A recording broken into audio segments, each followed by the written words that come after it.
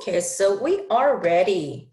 Hello, and thank you everyone for joining us today. This is our seventh and last webinar of the Fundraising in a Pandemic series. And these series have been sponsored by Lynn Reed, one of our pro-literacy board members. And today we'll be hearing from Virginia and Ellen from the Literacy Volunteers of Greater Augusta on how they planned their first silent auction event last fall, which they called Blind Date with a Book. But before we get into their presentation, let me remind you that we are recording this webinar and we will make it available through email sometime next week. We usually take, it's the following week that we send it out. We send it along with a copy of the presentation. Virginia already agreed with us. She will make her presentation available to everyone. So we'll include her presentation, this presentation, and we're also going to include a summary, the presentation summary, along with a copy of the chat and the Q&A transcript that we get. And because you are attending this live webinar, you will also receive a certificate of attendance. So let me just go over the Zoom controls here. In terms of these controls, we will ask you to use the chat for introductions, just like you're doing right now. We will also be using the chat for sharing links and resources. You can do that between each other. If you see anything on the chat, you guys can share those links and resources amongst yourselves as well. And since the chat really scrolls fast as people type in, we are going to ask you if you can please type all of your questions that you might have for Virginia or Ellen. To do that in the Q&A section that you see there to the far right, it's really gonna help us track all the questions, and we'll make sure that all of them get answered. We will stop taking questions at the top of the hour, and Virginia and Ellen have actually agreed to stick around in case we go over the hour, that they will answer to all of your questions afterwards. So you're also welcome to stay and to listen to all those answers to make sure that we got them all of what you typed in your Q&A. So also one more announcement is that we have upcoming webinars. We have a few more scheduled until early June. We will be wrapping up our Learn and Share member webinar series on June 3rd. And you still have an opportunity to join the research series webinars. We have still 3 more out of the 5 that we are showing and providing. But for more details, you can use the registration links. And for details and registration, you can do that. You can find that information on our website, which I'm going to be typing into the chat at this moment. And there it is. Okay, so I just shared the link where you can go and find more information. So we'll be taking a little break during the summer on providing these webinars because we are going to be in preparation for our upcoming conference in September. And then we will be picking back up right after conference. So I just want to share some information about conference. It's going to take place as an in-person conference in San Antonio, Texas. And that will be from September 20th through the 22nd. And it will be held at the San Antonio Marriott River Center, which is right by the San Antonio River Walk, which is known for their wonderful hotels, dining, shopping venues that they have there. Registration is now open, so you can feel free to register. There is an early bird registration that it's available before August 13th. So when we send this presentation, you're actually going to be able to click on the Learn More button that you see there, and that will take you right into more information about our conference for those details. But now I want to be able to turn over this presentation to Virginia Marriner. She is Executive Director of the Literacy Volunteers of Greater Augusta. And we also have Ellen McBride, who is a board member of the same program. So I'm gonna stop sharing now. That way Virginia can share her presentation. Well, welcome everyone. As Patty said, I'm Virginia Marriner from Literacy Volunteers of Greater Augusta, and we're going to talk about our blind date with a book. And we really appreciate this opportunity to share this. We thought it was a great event and a lot of fun. So as Patty already said, I'm co-presenting with one of our board members, Ellen McBride, who really did the heavy lifting with this event. So a little bit about who we are. Mission of Literacy Volunteers of Greater Augusta is to improve the reading, writing, and related literacy skills of adults so each individual may reach their potential. And that's really the basis of the work that we do. We are very learner-centered and hope that our learners are able to identify the goals they're looking to reach, and we can help them do that. Our services are free, confidential. They include the range of services, and I'm sure most of your programs also provide: adult basic education, ESOL, financial literacy, medical health literacy. We did have a strong program for outreach to the homeless populations in one of our homeless warming centers that had to stop during the pandemic, but we're hoping to get back to do that outreach to the homeless. And then more than ever, we've found the need to do more work with technology and digital literacy. So that was one thing that also identified a need for more funds as we tried to reach out, provide some tools for digital literacy. So that was part of the impetus around this fundraiser. We are a program that has been around for some time. We're looking forward to 2023, which will be our 50th anniversary. We did become incorporated in 2004 and certified as a 501c3 at that time. And one thing that we've really made a significant effort is to coordinate with the other literacy affiliates across the state. I saw in the chat that we do have some other main literacy programs on the webinar, so welcome, and I'm glad to see that. And we've found that it really has been helpful for us to share some of the best practice programs we're doing and our training. We were able to have a series over the last almost a year where all literacy volunteer tutors across the state could join in and learn from one of our ESOL experts in the state with monthly sessions. So that's been something we've been working on as well. And I just wanted to put in a little notice about pro-literacy because we really appreciate our affiliation with pro-literacy, and it really allows us this opportunity to share the information we have, but also to learn from some of the instructional methods and technical assistance that's available. So we find a lot of new and innovative programs through pro-literacy that really help our program. So we appreciate that. So fundraising, before COVID, we had an annual Scrabble tournament. It was a lot of fun. It was a big event. We had competitive and social teams. For a while, we did 2 a year, then we were doing 1 a year. And I don't know if any of you watch Jeopardy, but Jamie Logan was on Jeopardy not too long ago for 3 nights, I believe. But you can't see her, but she's in the back of this picture of the group.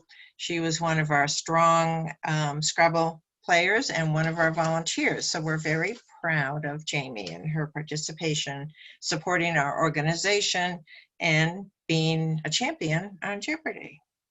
Just a little tidbit.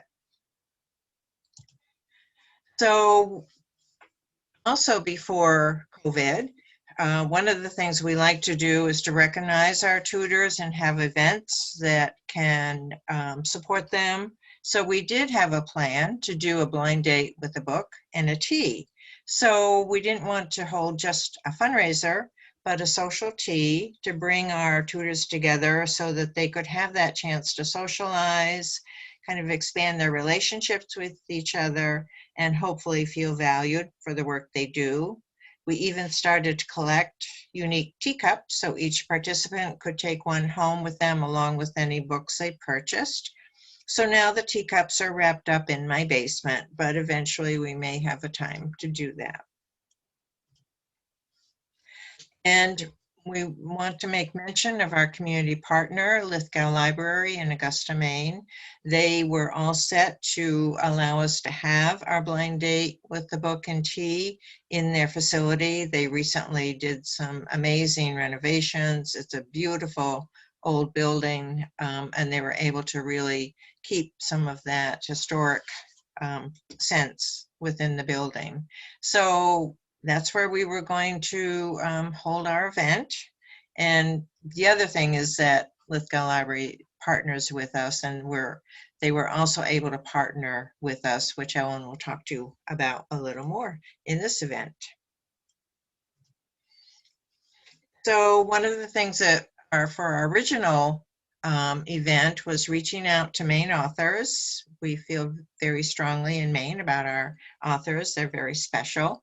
And many of them were very generous in donating autographed books for this event. And this is one of the books that Stephen King donated. And another tidbit, I went to college with Stephen King, so he's kind of special in our part of the world. But that was a significant benefit to doing this event, is that we did have those authors that were able to donate autographed books for us. So then everything changed. We had to partially close our office, only had limited hours. We had sanitizer, everything, and we had to cancel our Scrabble tournament that was scheduled for March 29th. We canceled the blind date with the book in-person event that was scheduled for April 2020. But we were saved by our new board member, Ellen, who had an idea, a virtual blind date with the book. Ellen. Yes, thank you, Jenny. So as she shared, we had to start thinking outside the box for fundraising, as many did. And we were having conversations in our board meetings about potential ways that we could raise money for this year during the pandemic. And I started to do some research with just the thought of knowing we wanted to do the blind date with a book and wondering if there was a way for us to host it online. And so I went to Google and just did a search, and there wasn't a lot. I was trying to see what had been done before. This little picture is just the 4 little pins that I found and pinned to Pinterest to help kind of gather some ideas from. In addition to my research, I wanted to look for what platform we could potentially host this on. Is this something that we realistically could do 100% online? What would be the cost or risk to us as an organization? And also during this challenging time, how would we handle distribution? And so I really tried to do a lot of research. So there wasn't a lot out there. Most of what I found, a lot of those pictures are from libraries or indie bookstores that did them more as something fun to do, just to promote specific books or highlight books, not really specifically done as a fundraiser. But I gathered what I could and gleaned some good ideas, at least about the books themselves, and went ahead and took my notes to the board and talked to them about what I found and presented the idea, and really felt that we could do this. I presented my ideas, got approval from the board to proceed. And at that point, I started talking to all of the local libraries that are in the area that we service, first to see if they would be willing to help us just advertise this event, but also to see if they would be willing to possibly be a pickup location. In my thinking of trying to problem solve the fulfillment piece of this auction, I thought that that might be a good source because most of them were opened up again, not all.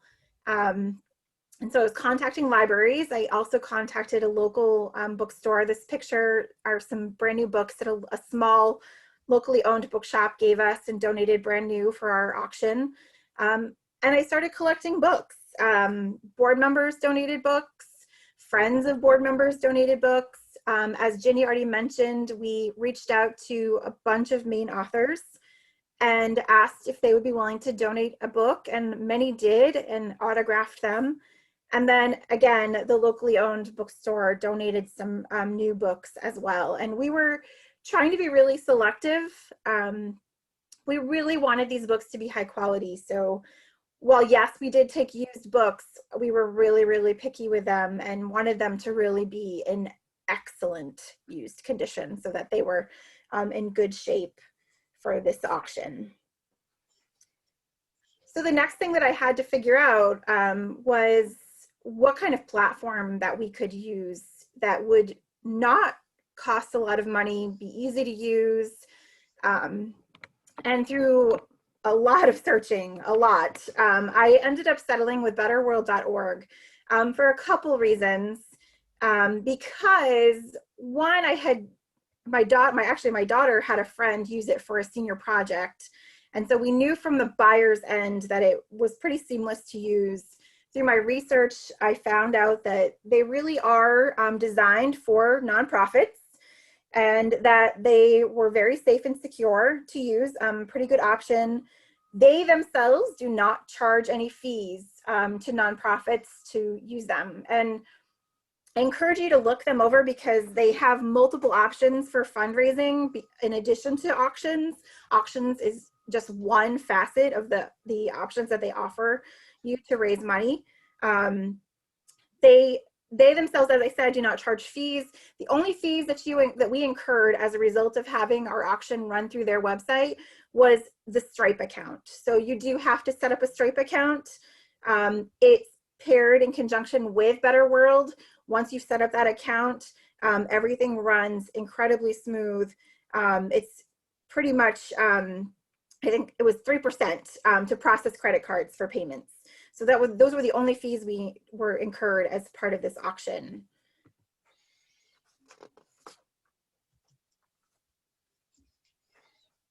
Next, I needed to start wrapping all the books. So, and I say me, part of, again, this was right in the heat of COVID. And we were really trying to keep this as low key as we could. And so I really did take on the bulk of collecting the books. And then I have a wonderful high school daughter in high school that you see pictured here that really helped me. We wrapped all of the books in brown paper, tied them with a red and white string, and then worked really hard to come up with some clues for each book. Some of the books that came from board members came with clues already. They knew that that's what our goal was, and so that was very helpful. But then we had a lot of other books that just came again from friends or from the bookstore or from authors that I then used sometimes Amazon reviews or Goodreads to kind of compile if it was one that I was not familiar with. Our goal was to give teasers that enticed people to want to know more, that kind of gave them that little hook and made them curious about the book. And so we decorated the book, we wrote the clues on, and we had a total of 135 books total that we collected. And again, these were all free. We didn't buy any of the books. Really, the only materials we purchased was a roll of brown paper. And we had all these different categories. These were the primary ones: historical fiction, mystery, fantasy, romance, nonfiction, and memoirs. And the site on Better World was incredibly easy to use. We were able to list them under these categories, under these main headings, so people could scroll through and look right at them. And a week before the auction was set to start, we gave flyers to Lithgow to hand out to all their library patrons that were coming to do curbside pickup. And then we also set up a display at the locally owned bookstore, and we displayed a few posters in public locations and shared on social media. So that's when the bidding began. Our auction ran from Sunday through Thursday, February 7th through 11th. We chose this time because we were trying to tie it in kind of as like a Valentine's event. So blind date with a book, kind of toting it with a Valentine's theme. We also had it close at 8 p.m. on Thursday, which was recommended by Better World, so that everybody had equal access to kind of slip in a final bid if they wanted to.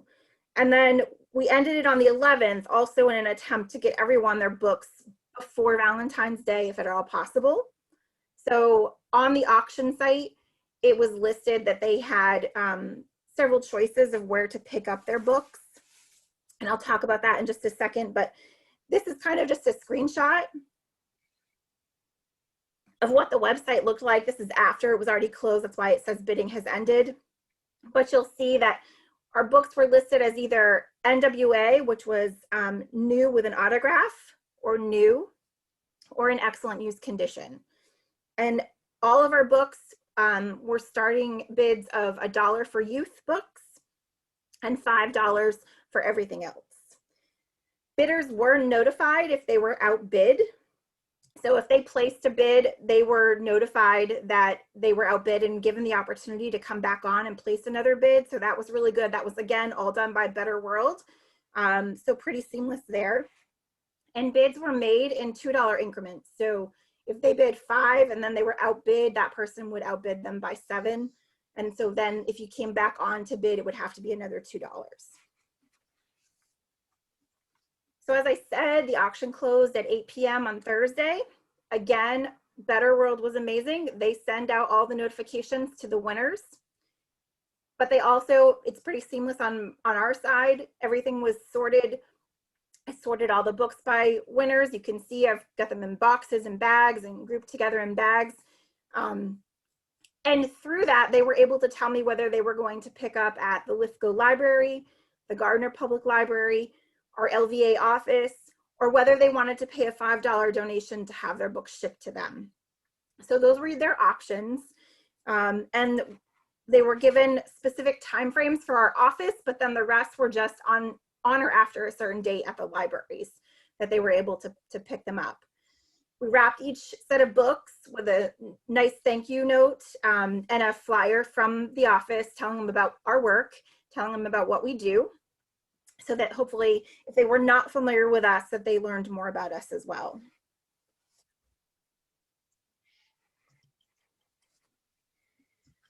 So again, we had a total of 135 books that we listed on the auction. When the auction was done, we had about 35 left, I think. And it's important for us to note here that most of those that were left were the youth books, the children's books. So those were not as popular on this auction as books intended for adults were. So just a little nugget to take away if this is something you consider trying, that those were not, they did not sell as much as the adult books did. So we had, between the books sold and donations made, because the site also does allow just a donation button on there. If they don't see anything they want, but they just want to make a donation, they can. On the site, we made a total of $511.65. Now, that's not a huge amount, but this was put together in less than a month. It cost the organization literally almost nothing. Like I said, one roll of brown paper, the rest of the materials were donated. And then the books, we did not pay anything for the books that we had. And we did pull it all together with just my daughter and I wrapping books and then sorting and decorating them. So for what the time was put into it, we felt like it was really a positive outcome. And because it was also our first year, we really tried to take it small and just see how it would go, because we really had no idea how well it would be received. But we did have really positive feedback from several people who bid on books, told us that they had a lot of fun, that they were excited to see what their books were. that they hope that we would do it again. Just really positive about even just the process. So we were really happy with the Better World site, really, really happy with just how quickly this came together, how positive it was received. And I think too, you know, we had a few ideas. We toyed with pairing little boxes of chocolates with the books or tea. But again, we decided to take a step back and just say, this is our first time ever doing this. Let's kind of just stick with books this year and see how it goes. And, you know, I think now we are going to try maybe in the future to do it again, but maybe in a hybrid where we have some in person and some online. But really, we were really pleased with how everything went.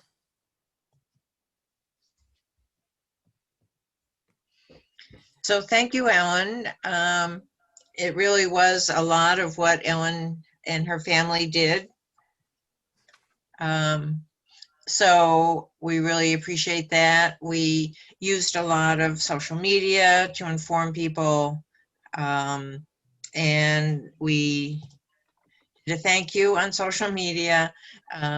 This is what we posted because we did engage a number of new people involved. We had some people just do donations without even purchasing a book. So it turned out to be a really good event. So I think we could take questions. Yes, thank you so much, Virginia and Ellen. This was a fantastic, great presentation.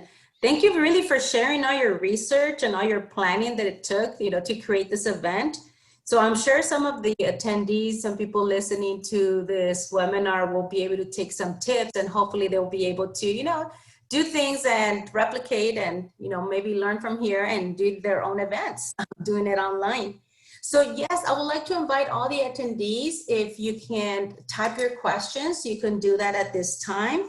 You can type them in the Q&A section. That way I can read them out loud to Virginia and to Ellen so they can answer any questions you might have. But in the meantime, I'll give you some time to think about some questions. I don't see any questions yet, but I do have a question. You did mention, Virginia and Ellen, that you did a lot of the social media marketing, but in that marketing, can you tell us more? Did you reach out or did you send any emails out to maybe your current donor list? Did you send anything to your current students or volunteers?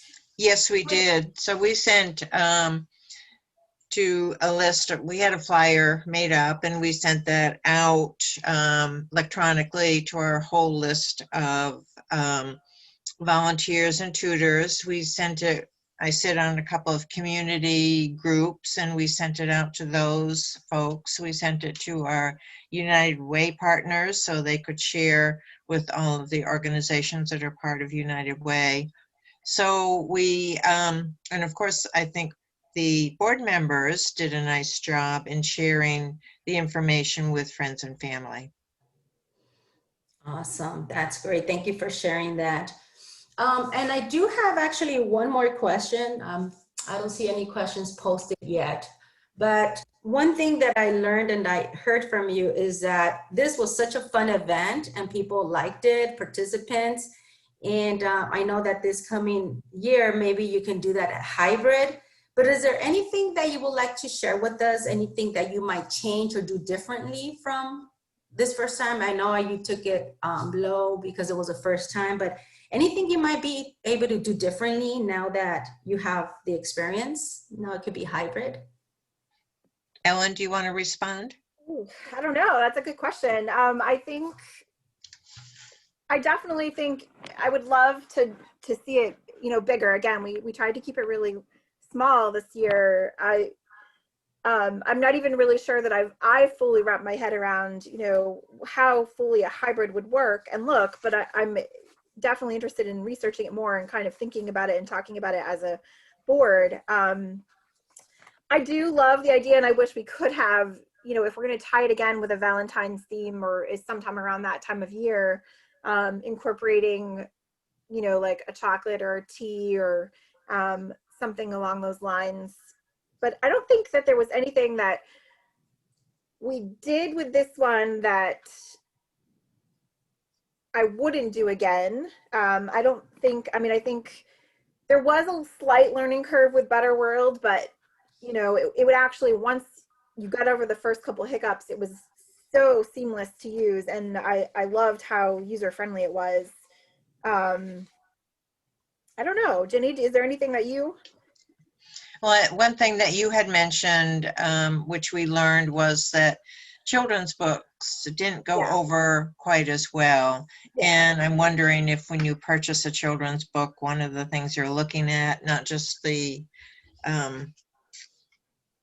what's written, but the illustration that often adds so much to a children's book. I wonder if that had an impact because, you know, the book wasn't visible. But I think the adults had fun. And I know I bid on several of books and got notice that I was outbid. So I'd want to go back in and see and put in another bid. So that part did make it kind of fun. Sounds great. Thank you so much for answering my question. That did sound very fun. So that's great to be able to do this again. I mean, definitely, I would like to participate on that. But we have some questions from our attendees. One of the questions is, what was the highest bid you received for a single book? And do you think you could have started books with those bids at a higher price? I'm trying to remember. I think the highest bid that we had actually ended up being about between 25 and 30, I think was the highest we got on maybe one or two books.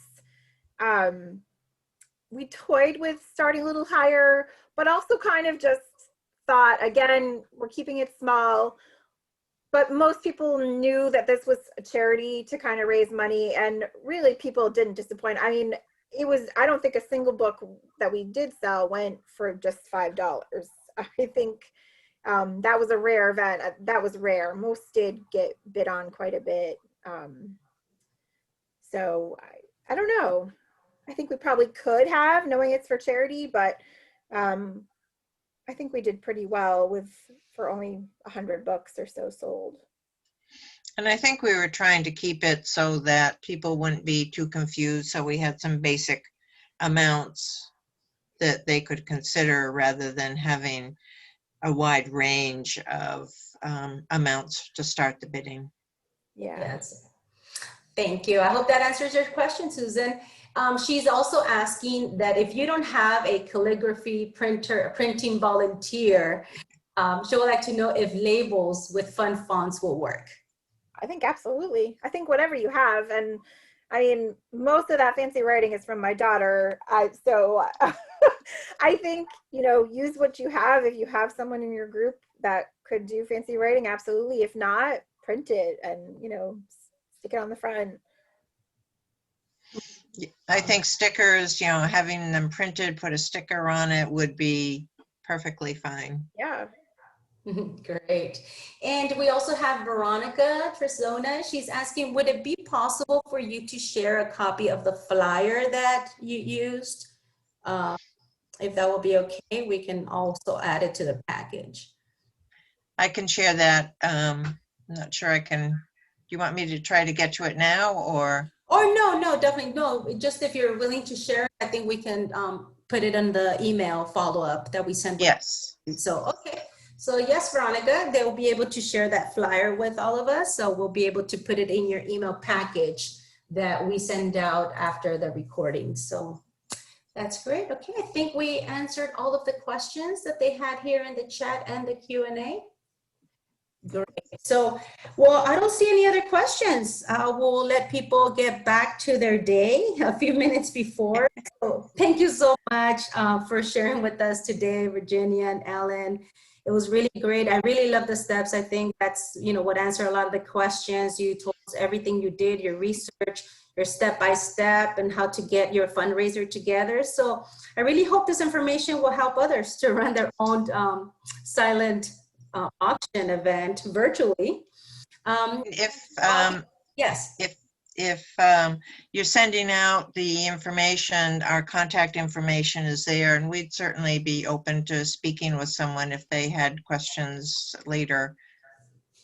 Yes, definitely. Thank you. So yes, and that's what I was going to say. We will be following up with the recording of the presentation and the copy of your slides.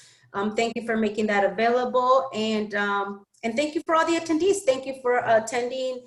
And thank you again, Virginia and Ellen. Thanks everyone for attending today. So we'll follow up with that email. So have a wonderful rest of your day.